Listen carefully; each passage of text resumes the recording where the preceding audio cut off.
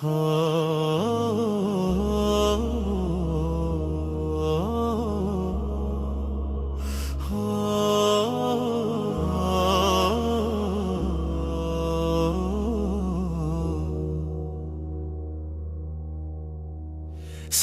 gözlerin ay tek doğar, könlüme bahar nefesim olar.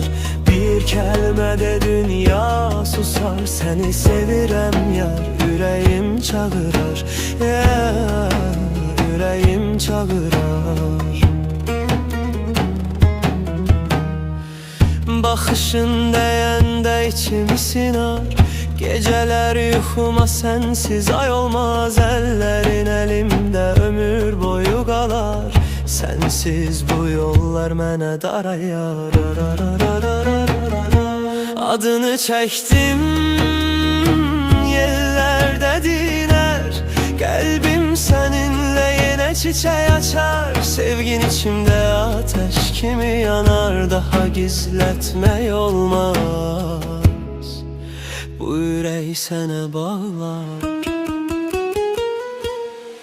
Senin gözlerin ay tek doğar, könlüme bahar nefesim olar. Bir kelmede dünya susar, seni sevirem yar, yüreğim çağırar, yüreğim çağırar.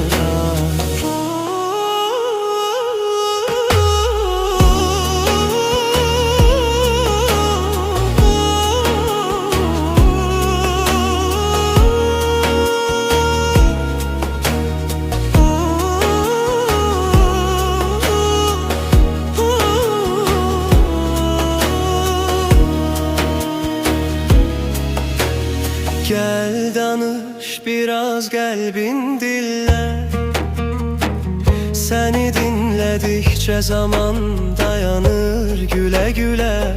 Hayalın yeter mənə her gece, sen varsan dünyada gözeler küçer. Sensizden dünyam yarım qalar, ellerim seni yine axtarar. Gel sevgimiz göyde ulduz salar, her bir adını pıçıldayar. Senin gözlerin ay tek doğar, könlüme bahar nefesim olar. Bir kelmede dünya susar, seni sevirem yar, yüreğim çağırar.